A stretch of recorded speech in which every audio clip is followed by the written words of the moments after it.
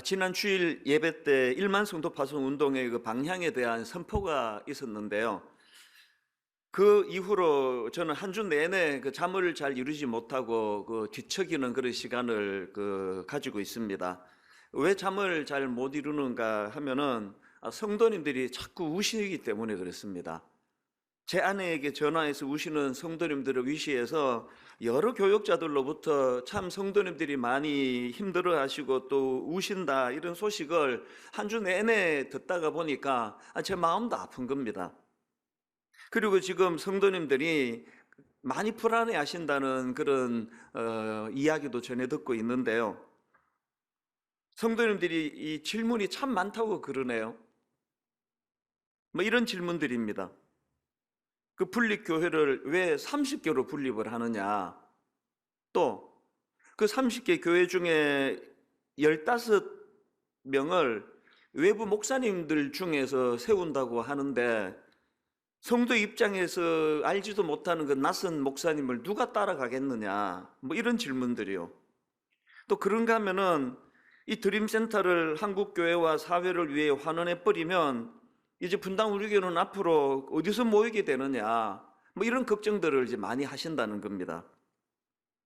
왜 30개 교회로 나누기로 했느냐 하면은 현실적으로 우리 교회 사이즈에 3개, 4개 이렇게 나누어 가지고는 제대로 분립이 되지 않기 때문이고요. 사실은 40개 교회로 이제 분립을 할 생각을 했었다가 이제 30개 교회로 그렇게 결정을 했는데요. 저는 지난 한 주 내내 제 마음에 이제 앞으로 분립하게 될 이 30개 교회가 그 지역을 섬기는 선물 같은 존재로 그렇게 자리매김하면 좋겠다, 그런 생각을 한 주 내내 제가 갖게 되었습니다. 또 그런가 하면은 외부에서 세우게 될 15명의 목사님들에 대해 걱정을 많이 하시는데 제 마음의 소원이 이겁니다. 진짜 우리 성도님들을 주님 사랑하는 마음으로 사랑하고 섬기는 그런 영성과 인격과 또 말씀을 갖춘 그런 목사님을 어떻게 해서든 모셔와야 되겠다. 그래서 우리 성도님들 마음의 근심이 이게 실제로 일어나지 않도록 그렇게 기도해야 되겠다, 그런 마음을 또 생각을 갖고 있고요.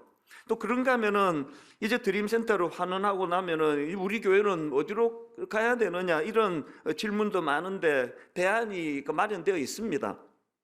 지난 주일 2부 예배 때도 말씀을 드렸는데요. 그 드림센터 전체 그 11층 건물 중에서 우선 8개 층을 환원할 예정이고요. 나머지 3개 층과 옥상에 있는 그 30평 정도 되는 사무실은 그 후 10년 뒤에 기증할 예정입니다. 물론 법적으로 약속을 어길 수 없도록 뭐 반드시 기증한다는 각서를 쓰고 이런 조치를 다 하겠지만 어쨌든 우리 성도님들을 뭐 길거리에 나앉도록 그렇게 방치하지 않습니다. 무엇보다도 우리 하나님은 질서의 하나님이세요. 이 질서의 하나님께서 1만 성도 파송 운동을 그 혼란으로 나가도록 방치하지 않으십니다. 그 종들인 저나 우리 당의 장로님들이나 모두가 다 이런 두렵고 떨리는 마음으로 어떻게 해서든 우리 성도님들이 혼란에 빠지지 않도록 이 일은 뭐 온 몸으로 저희들이 다 그렇게 막으며 준비하고 있으니까요. 그리고 무엇보다 우리는 신실하신 하나님을 믿는 분들이니까 저는 분당 우리 교회가 1만 성도 파송 운동을 염려와 두려움과 그런 슬픔의 눈물로 진행되는 것이 아니고 하나님 주신 은혜에 대한 확신으로, 이것이 모든 성도님들 마음에 정말 꿈으로 소명으로 그렇게 이것이 진행됐으면 좋겠다는 마음입니다. 그런 점에서 이제 저나 우리 성도님들 모두가 다 앞으로 정말 마음에 각인시켜야 될 말씀 한 구절을 소개해 드리고 싶은데요. 잠언 19장 21절이 바로 그 말씀입니다. 사람의 마음에는 많은 계획이 있어도 오직 여호와의 뜻만이 완전히 서리라. 1만 성도 파송 운동이 진행되는 내내 바로 이 말씀에 대한 믿음이 우리들 안에 견고하게 자리 잡게 되기를 바랍니다. 그래서 저는 오늘 이 본문에 나오는 세례 요한에 대해서 한 번 더 살펴보면서 이제 이 일만수도 파송 운동을 위해서 우리가 해야 할 일들을 저는 두 가지 질문 형식으로 그렇게 말씀을 좀 풀어나가 보려고 합니다. 이 두 가지 질문은 일만수도 파송 운동과 관련해서 뿐만이 아니고 우리의 신앙생활하는 이 땅에서의 삶의 내내 던져야 되는 질문이라고 저는 생각을 합니다. 자, 우리가 점검해야 될 두 가지 질문 중에 첫 번째 질문이 뭐냐? 이 일만순도 파송 운동에는 이 대가를 바라지 않는 희생 정신이 그 바탕에 깔려 있는가? 이 질문을 계속 드려야 한다는 사실입니다. 오늘 본문에 보면은 세례 요한이 한 것이 이제 두 가지 있는데요. 반복되는 두 표현이 있는데 먼저 4절을 보십시오. 세례 요한이 광야에 이르러 죄 사함을 받게 하는 회개의 세례를 전파하니, 여기 전파하니가 나오고요. 또 7절입니다. 그가 전파하여 이르되, 여기도 전파하여가 나옵니다. 그가 전파하여 이르되 나보다 능력 많으시니가 내 뒤에 오시나니 나는 굽혀 그의 신발끈을 풀기도 감당하지 못하겠노라. 이렇게 두 차례에 걸쳐서 전파하니, 전파하여 이르되, 이런 표현으로 세례 요한은 메시아 대신 예수 그리스도의 앞길을 준비하고 또 그분이 오실 길을 곧게 하는 역할을 최선을 다하여 감당했다. 이 표현이 전파하고 또 그가 전파하여 이르되, 이런 표현으로 여기에 지금 기록이 되어 있다고 저는 생각을 합니다. 이처럼 신실하게 그 하나님의 맡겨주신 사명을 감당했던 인물인데요. 그런데 저는 이런 생각을 합니다. 세례 요한이 이처럼 전파하여 또 전파하여 이르되, 이런 말씀들을 통하여 그가 신실하게 전파했다는 이것도 중요하지만, 저는 세례 요한의 삶에서 가장 크고 가장 숭고하고 가장 중요한 일은 그의 순교라고 생각을 합니다. 마태복음 14장 10절에 보니까 사람을 보내어 옥에서 요한의 목을 베어 평생 타협하지 아니하고 예수 그리스도와 하나님의 복음을 선포하는 일을 양보하지 않고 행했던 그 결과물이 바로 그의 순교 아닙니까? 일만순도 파송 운동을 선포한 이후로 이 세례 요한의 순교가 제 삶에 큰 영향을 미쳤습니다. 예를 들면 이런 겁니다. 사실 7년 전에 일만순도 파송 운동을 선포하고 전 진짜 두려웠습니다. 약 2년 동안 말로도 할 수 없이 두려웠습니다. 그게 저를 너무너무 많이 위축시켰습니다. 막 생각이 경직이 되니까 아무 생각도 안 나더라고요. 왜 그렇게 두려웠느냐 하니까, 아무리 생각해도 일만서도 파송 운동이 이게 인간적으로 생각할 때 성공할 것 같지가 않은 겁니다. 무슨 수로 10,000명 내지 15,000명을 그 작은 교회로 파송을 할 수 있겠는가? 저희가 이 드림센터 한 층을 그 인큐베이터 하는 그런 마음으로 온전하게 그 예배당, 또 주일학교 공간, 뭐 식당, 그 또 새가족 환영실, 그런 것들을 한 층을 다 구비해 가지고 그렇게 1년씩 분리 개척하는 일을 시도했는데도 불구하고 별로 따라가는 분들이 많지 않은데, 이 어떻게 10,000명에서 15,000명을 파송하는 일이 가능하겠는가, 이런 생각이 너무너무 저를 두렵게 만들었습니다. 그런 두려움에 빠져있던 한 2년쯤 지난 어느 날이라고 저는 지금 기억을 하는데, 새벽이었습니다. 하나님께서 저에게 뚜렷한 메시지 하나를 저에게 주셨습니다.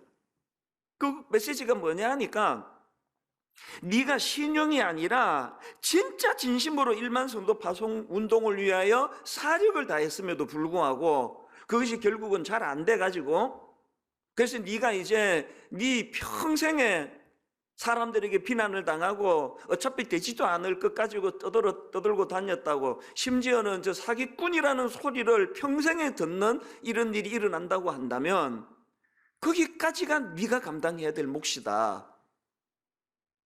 그날 새벽에 제가 참 많이 울었습니다. 하나님의 메시지가 뭡니까? 희생 없이는 이 일이 불가능하다는 거 아닙니까? 참 부끄럽지만요, 저는 그때까지 욕먹기 싫었거든요. 어떻게 해서든 이 일을 이루어내가지고 성공했다는 그래서 비난받는 그런 자리에 빠지지 않기를 원하니까 너무너무 경직이 되니까 아무 생각이 안 나는 겁니다. 그날 제가 하나님 앞에 약속을 했거든요. 눈물로 약속을 했습니다. 하나님, 내 평생에 일만서도 파송 운동이 잘 진행되지 않은 일로 인하여 죽을 때까지 제가 비난을 당하고 욕을 얻어먹는 일이 거기까지가 내 몫이라면 그것을 제가 피하지 않겠습니다. 그 2년이 지나가는 그 시점에서 제가 하나님께 약속을 드리고 발상의 전환이 뭡니까? 어떻게 해서든 나는 욕먹지 않는 요 어간 안에 이거를 잘 해야 되겠다는 생각에 사로잡혀 있었는데, 하나님은 세례 요한을 통하여 그의 전파하여 가로되라는 2번에 걸친 메시지보다 중요한 건 어떤 대가도 바라지 않는 순교하는 그 자리까지. 근데 여러분, 여기에 너무나 놀라운 기적 같은 일이 일어나는 겁니다. 그렇게 제가 하나님 말씀을 깨닫고 난 다음에 경직이 풀리니까요, 그때부터 막 너무나 생각하지 못했던 아이디어들이 막 떠오르기 시작하는 겁니다. 일만수도 파수 운동이 이게 뭐 안 될 수 없는 그런 놀라운 여러 가지 아이디어들을 막 떠오르게 해주시는 겁니다. 처음에 뭐 어떻게 30교회로 나눌 생각을 했겠습니까? 그리고 세례요한의 죽음을 보면서, 아니 목숨도 바치는데 이까지 단임 목사 자리, 분당 우리 단임 목사 자리, 이게 무슨 이게 붙잡아야 될 그것이겠냐고. 그래서 안 될 수가 없는 거 아닙니까? 일만수도 파수 운동이 아름답게 잘 이루어지거나 제가 기쁘게 이 자리를 떠나거나, 그래서 어떤 일도 혼란스럽게 일이 진행되지 않을 것이라는 확신을 주면서부터 제 마음에 평안이 찾아오는 것을 경험한 겁니다. 그럼 이런 질문이 가능하지 않겠습니까? 왜 그렇게까지 해야 하느냐고. 아니 왜 분당 우리 교회가 이렇게까지 이런 희생을 감수해야 되느냐고. 여러분, 지난 한 주 내내 저에게요, 신문을 통해, 뉴스를 통해, 인터넷을 통해 바로 이 질문에 대한 답을 하나님이 막 쏟아 부어 주시는 걸 경험했습니다. 왜 우리가 헌신해야 되느냐고요? 여러분, 지금 이 코로나 바이러스 확산을 막는 일에 막 전력을 다하는 한 주간 아니었습니까? 그 과정에서 이런 기사가 나왔습니다. 신천지 전수조사, 야근한 40대 전주시 공무원 자택에서 숨진 채 발견. 저는 이 한 구절이 제가 왜 우리 교회가 이런 헌신을 해야 되느냐에 대한 하나님의 답이라고 저는 생각을 합니다. 왜 이 공무원이 그 아까운 목숨을 바쳐야 하느냐고요? 그래야 코로나 확산을 막는 일이 가능하니까요. 오늘 이 시간에도 수많은 의사분들이, 간호사분들이 오늘 이 시간에도 안 가도 되는데 전국에서 의사 간호사들이 그 대구 경북 현장으로 몰려가 사투를 벌이고 있는 일을 왜 해야 되느냐고요? 누군가의 헌신이 있어야 이 코로나 확산의 방지를 막을 수 있기 때문 아닙니까? 입으로만 떠들어서 막아지는 게 아니지 않습니까? 대구 동산의료원이라고요. 이 병원은 미국의 북장로교회에서 파견한 선교사님들이 기독교 정신으로 세운 병원입니다. 그런데 이 병원에서 최근에 놀라운 결단을 내렸습니다. 병원에 입원해 있던 환자들을 설득해가지고 다른 병원으로 옮기고, 제가 알기로 이 병원은 종합병원이거든요. 그 큰 그 병실을 통째로 코로나 전담 거점 병원으로 그렇게 만들었다는 겁니다. 그리고는 그 병원 의료진 230명이 자원해서 지금 이 위험한 일을 행하고 있다는 거 아닙니까? 그 병원 원장님의 인터뷰 기사를 제가 읽었는데요, 이런 질문을 하더라고요. 아니 잘못하면은 동산병원 하면은 코로나 바이러스 병원으로 낙인 찍힐 텐데 왜 이런 위험을 감수하고 이런 일을 결정했느냐, 그런 요지의 질문을 던지니까요, 그 대답이 너무 감동적이에요. 그 원장님 이런 말씀 하시더라고요. 121년 전 미국 선교사님이 목숨을 걸고 한국에 와서 우리 선조를 구했다. 그 정신, 그 사명의식에 따라 이런 결정을 했다.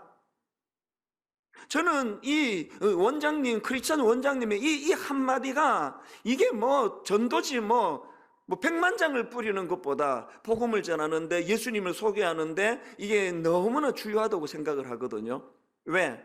희생이 있었으니까요. 대가 지불이 있었으니까요. 또 이런 기사도 봤습니다. 딸은 말려도 이 난리에 의사가 집에 있으면 부끄럽죠.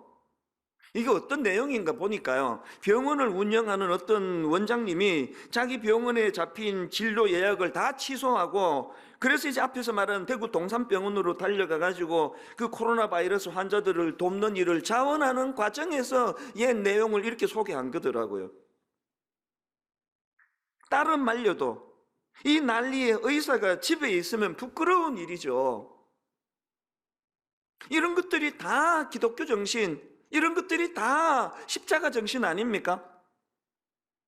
사실 세례 요한의 그 존재 자체가 희생입니다. 세례 요한의 집안은 대대로 내려오는 제사장 집안입니다. 그 아버지 사가랴도 제사장 아닙니까? 그러니까 세례 요한은 가만히 있었으면 제사장으로 안정된 삶, 존경받는 삶을 살 수 있었던 인물입니다. 그랬던 그가 미련 없이 자기가 누릴 모든 기득권을 다 버리고 십자가의 길, 그 순교하는 그 길로 걸어간 거. 그래서 그의 삶 자체가 어떤 대가도 바라지 않는 희생을 바탕으로 한 삶이었기 때문에 그의 메시지에 힘이 있었다는 거 아닙니까? 사실 지난 연말에 이제 오늘 이런 시간들이요, 이제 올 상반기에 이제 1만 수도파송 운동에 대한 방향성을 성도님들과 이제 오픈하고 나누어야 되겠다고 굉장히 비장해 있을 때, 지난 연말에 하나님께서 저에게 구호 하나를 주셨어요. 예수 그리스도의 정신을 이렇게 요약한 마구간에서 십자가까지. 그래서 제가 이걸 구호로 만들어 가지고 많이 대되었습니다. 그리스도의 시작은 말구유였으며 끝은 십자가였다. 그리스도의 시작은 겸손과 낮아짐이었으며, 이 말구유를 이렇게 표현한 거 아닙니까? 그리스도의 시작은 겸손과 낮아짐이었으며 그 끝은 희생과 헌신이었다. 십자가를 말하는 거 아닙니까? 이게 우리의 주인 되시는 그분이 걸어가신 그 길이에요. 그래서 우리가 기억해야 될 게 뭐냐? 기독교는 희생의 종교입니다. 그리고 기독교는 이런 희생을 통해 부활의 영광을 맛보는 종교입니다. 죽는 신용만 하고 있으면 부활이 어떻게 일어나겠냐고요. 지난주에 그 초대교회 기독교인들이 역병으로 수많은 사람들이 죽어나갈 때 그 시체를 감염될 걸 두려워하지 않고, 시체를 두려워하지 않고 그렇게 헌신적으로 섬겼더니 오히려 나중에 통계를 보니까 그렇게 섬긴 기독교인들이 덜 죽었더라. 이게 복음의 정신 아닙니까? 이런 점에서 저는 오늘 한 가지 중요한 제안을 드리려고 하는데요. 지금 코로나 바이러스로 온 나라가 위기를 만나니까 수많은 예수 잘 믿는 크리스찬들이 전국에서 지금 그 위험한 현장으로 달려나가 봉사하는 이런 정신을 베풀어 주시는 건 너무 감사하고요. 그래서 제가 오늘 제안하고 싶은 게 뭐냐, 교회적으로 두 가지 특별 헌금을 드리기를 원합니다. 하나는 코로나 바이러스 구호를 위한 특별 헌금이고요. 또 하나는 이런 상황에서 우리 미자립 교회들을 위한 특별 헌금을 좀 하자는 겁니다. 지금 왜 미자립 교회를 위한 헌금을 하느냐 하면은, 많은 미자립 교회들이 빚을 지고 있기 때문에 당장 한두 주만 헌금이 끊어져도 난감한 상황이에요. 그래서 분당 우리 교회 같은 자립 교회들이 이런 어려움을 겪는 미자립 교회를 좀 돕는 일은 너무나 당연히 해야 될 일이라는 생각을 하는 겁니다. 그래서 분당 우리 교회 홈페이지에 들어오시면은 이 두 계좌번호를 올려놨습니다. 그리고 지금 당장 이 후원금이 지금 필요하기 때문에 우리 당회에서 우리 장로님들은 항상 이런 일에 만장일치로 결의를 해주시는 게 얼마나 고마운지 모릅니다. 그래서 당장에 6억 원의 그 예산을 마련해서 이제 코로나 바이러스 기금으로 3억 원을 이제 이번 주 중에 이제 바로 보낼 거예요. 가장 적절한 곳으로 이제 필요한 물품을 구입하고 이런 일에 쓰일 수 있는 곳으로 이제 이번 주 중으로 3억 원을 보내고요. 그리고 또 3억 원은 미자립 교회를 위해서 이제 팀에서 의논이 되는 즉시 이제 바로 이것을 보낼 예정입니다. 그리고 이제 이후에 성도님들의 헌금이 이제 이 이상의 금액이 들어오면은 그 들어오는 금액을 계속적으로 이것들을 나누어 드릴 계획을 갖고 있습니다. 제가 간절히 부탁합니다. 인색하게 하지 마시기를 바랍니다. 모두가 다 우리가 희생하는 마음으로 큰 헌금들이 이루어져서 6억으로 그치는 게 아니라 10억으로, 15억으로, 20억으로 정말 우리 그리스도인들이 이럴 때 이 바이러스 확산을 막기 위하여 어떤 애를 썼는지를 우리 하나님 앞에 한번 보여드릴 때 이것이 복음을 증거하는 도구가 되고 재료가 될 줄로 믿습니다. 그런가 하면은 교회적으로도 이런 운동이 필요하지만 오늘 예배 드리시는 분들 가운데 상가를 갖고 계시는 분, 상가 임대료 깎아주기 운동에 좀 동참해 주시기를 눈물로 호소합니다. 그리고 또 아울러 전세금 올리지 않기 운동, 이런 것들이 전부 우리 크리스찬들이 주도해야 될 운동이라고 저는 믿습니다. 그런가 하면 이제 우리가 계속 점검해야 될 한 가지가 더 있는데요. 두 번째 질문이 뭐냐? 이것이 가능하도록, 이것이 뭡니까? 대가를 바라지 않는 희생정신을 구현하는 이 일이 가능하도록 내 안에서 자기 본능과의 싸움이 계속되고 있는가? 이 질문을 계속 던지셔야 됩니다. 마태복음 11장에 보면은 세례 요한이 예수님을 오해하는 대목이 나옵니다. 11장 2절과 3절입니다. 요한이 옥에서 그리스도께서 하신 일을 듣고 제자들을 보내어 예수께 여짜오되 오실 그이가 당신이오니까 우리가 다른 일을 기다리오리까. 여기 보면은 세례 요한도 메시아에 대한 이해를 정확하게 하지 못했다는 걸 알 수가 있는 거 아닙니까? 그래서 사람을 보내가지고 예수님께 이런 질문을 던지는 걸 볼 수 있는데요. 저는 이런 세례 요한의 모습을 보면서 안도하는 게 뭡니까? 그도 하나님의 지도가 필요한, 하나님의 은혜가 필요한, 우리와 똑같은 성정을 가진 나약한 한 인간에 불과하다는 걸 확인할 수 있는 거 아닙니까? 그럼 이런 질문이 가능하겠죠. 아니, 우리와 똑같이 연약한 인간에 불과했던, 우리와 똑같이 그 본능에 의해서 움직일 수밖에 없는 그런 본능을 가진 인간 세례 요한인데 그는 어떻게 이렇게 한치의 오차도 없이 하나님의 뜻을 구현해내는 거룩한 삶을 살 수 있게 되었는가? 이 질문에 대한 답을 저는 누가복음 13장 24절에서 찾습니다. 여러분 잘 아시는 말씀입니다. 좁은 문으로 들어가기를 힘쓰라. 내가 너희에게 이르노니 들어가기를 구하여도 못하는 자가 많으니라. 제가 주목하는 건요, 여기 나오는 좁은 문으로 들어가기를 힘쓰라 할 때 힘쓰라는 단어예요. 이 힘쓰라는 단어는 헬라어로 투쟁하다, 싸우다 이런 뜻을 가진 단어예요. 우리는 다 본능을 가진 인간입니다.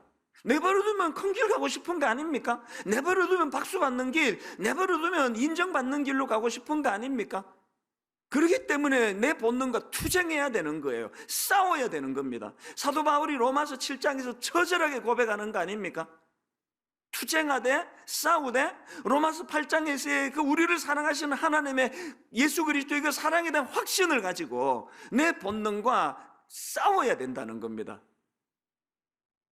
마태복음 16장 24절을 묵상하면 됩니다. 이에 예수께서 제자들에게 이르시되 누구든지 나를 따라오려거든 자기를 부인하고 자기 십자가를 지고 나를 따를 것이니라. 어느 교수님의 설명을 들어보니까 여기 나오는 자기를 부인하고라는 이 말의 의미는 자기 욕심을 앞세우지 않고 하나님의 뜻을 먼저 구하는 하나님 중심적인 삶의 태도를 말한다. 이게 참 와닿았습니다.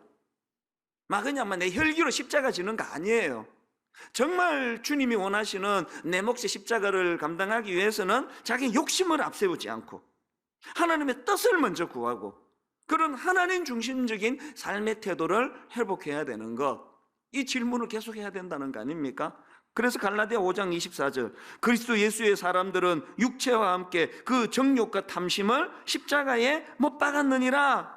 바로 이 말씀이야말로 우리가 어떤 대가도 바라지 않는 희생정신을 구현할 수 있도록 내 안의 본능과 싸워나가기를 원하는데 그 싸움에 이길 힘을 주시는 것이 십자가라는 것을 늘 우리가 인식하며 살아가자고 하는 거 아닙니까?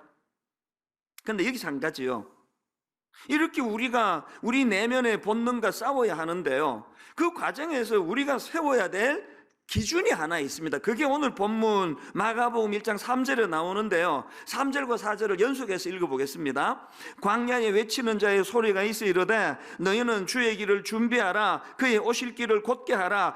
기록된 것과 같이 세례 요한이 광야에 이르러 죄 사함을 받게 하는 회개의 세례를 전파하니 두 번에 걸친 세례 요한의 전파가 중요한 게 아니고 그 세례 요한의 전파는 기록된 것과 같이 이 하나님의 말씀이 중심에 서 있었다는 거 아닙니까?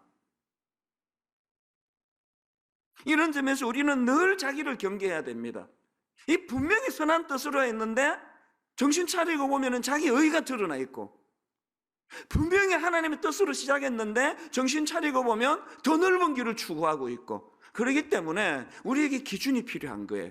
일만서도 파송운동이 정말 성경에 기록된 하나님의 뜻, 이 뜻을 구현하는 일이 맞는지를 계속 점검하면서 가야 되는 겁니다. 그렇기 때문에 분당 우리 교회는 이제 앞으로 계속 이제 이 말씀 묵상하는 거, 그리고 함께 모여 개인적으로 기도하는 일, 하나님 뜻을 구하는 이 기도하는 일에 매진하지 않으면 이 운동은 인간적인 운동으로 전락될 위험이 있다는 것, 이걸 아셔야 됩니다. 지난주 큐티와 새벽기도 본문이 똑같이 창세기 34장 아니었습니까?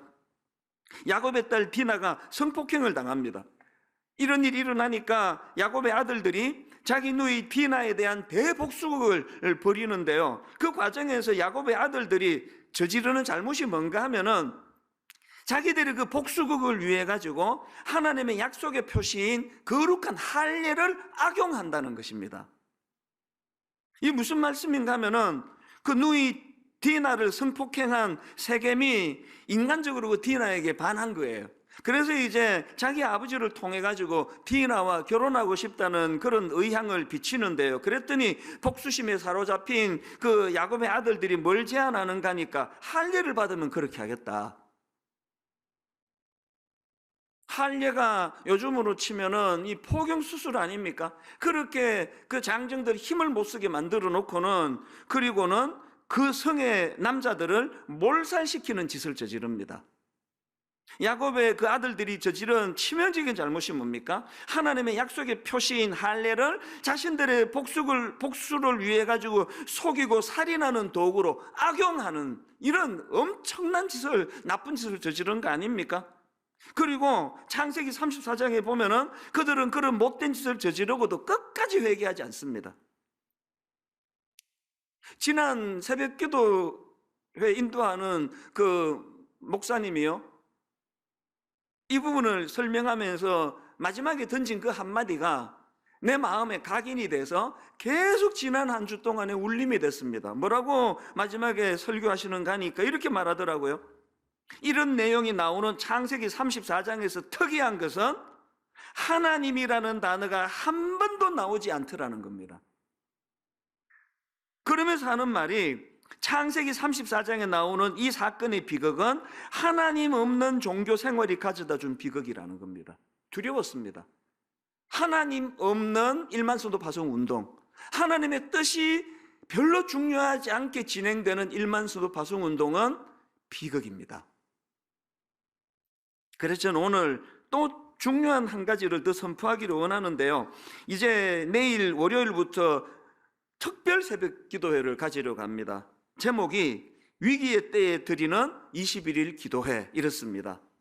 제목 그대로 이제 내일부터 21일 동안 3주 동안에 매일 3차례에 걸쳐서 이제 같은 내용을 3번에 걸쳐 이제 송출을 할 예정인데요, 매일 새벽 5시 20분 새벽 기도 시간에, 그리고 오전 10시에, 그리고 저녁 8시, 직장인들을 위해 저녁 8시에 이제 전 성도님들이 가족과 함께 말씀과 기도하는 일에 전념하도록 특별 새벽 기도회를 제가 선포합니다.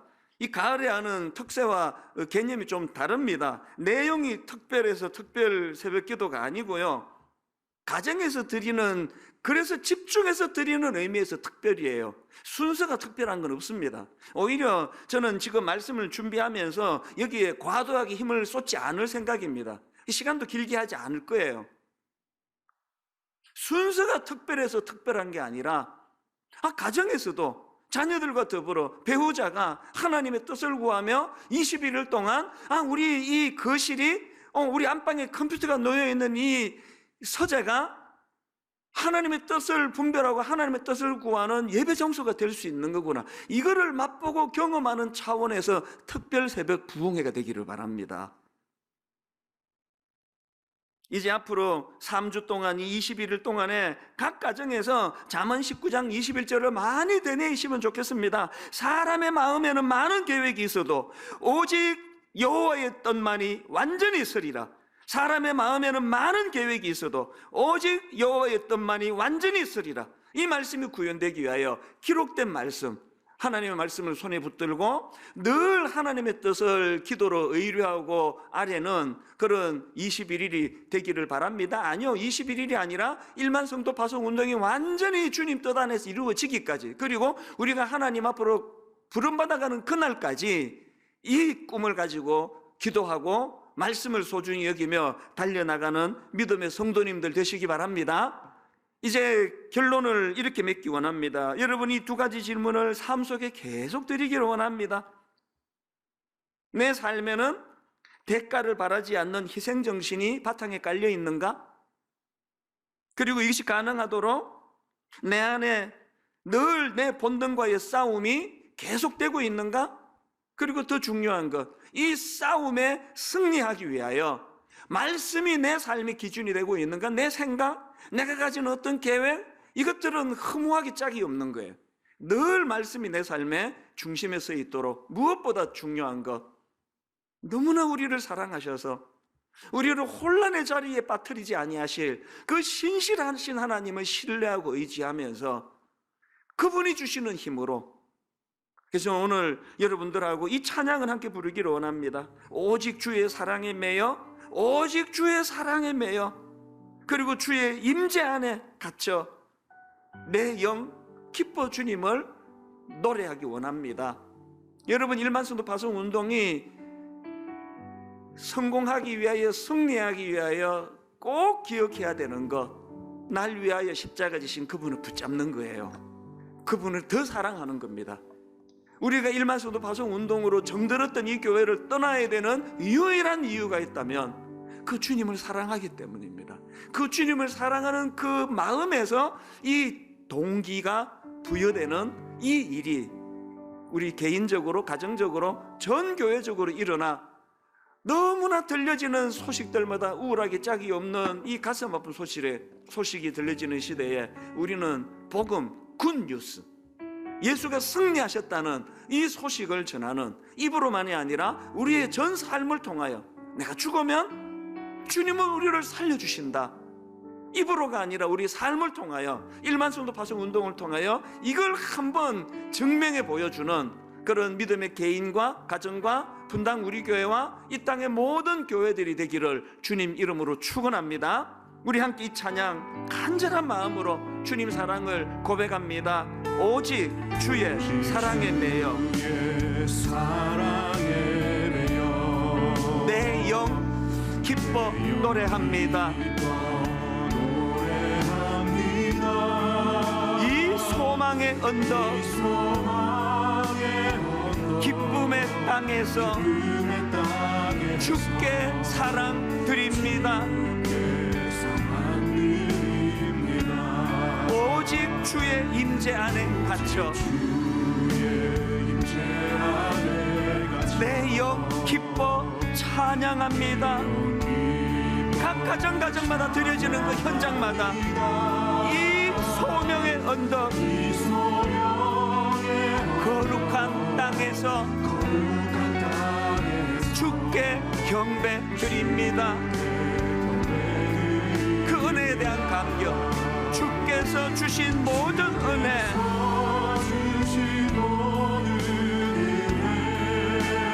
나는 말할 수 없네. 내 영혼 즐거이 주 따르렵니다. 주께 내 삶 드립니다. 우리 한 번 더 진실하게, 더 주님 사랑하는 마음으로 오직 주의 사랑에 매여 내 영 기뻐 노래합니다. 이 소망의 언덕,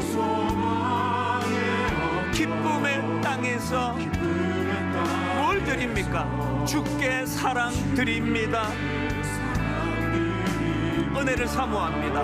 오직 주의 임재 안에 갇혀 내 영 기뻐 찬양합니다. 이 소명의 언덕 거룩한 땅에서 각 가정 그 기도 예배 현장에서 주께 경배 드립니다. 이 은혜의 감격, 주께서 주신 모든 은혜, 나는 말할 수 없네.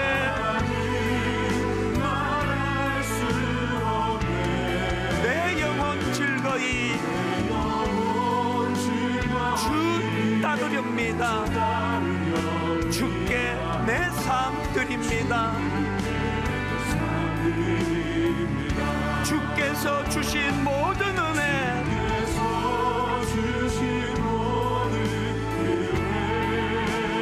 나는 말할 수 없네.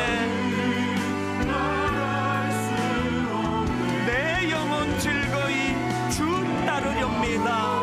즐거이 주 따르렵니다. 주께 내 삶 드립니다. 내가 믿고 또 의지하며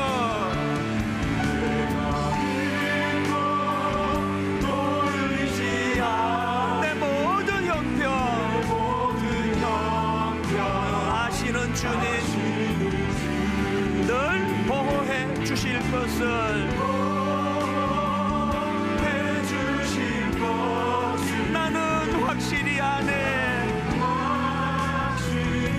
우리 다 자리에서 일어나셔서 하나님의 은혜로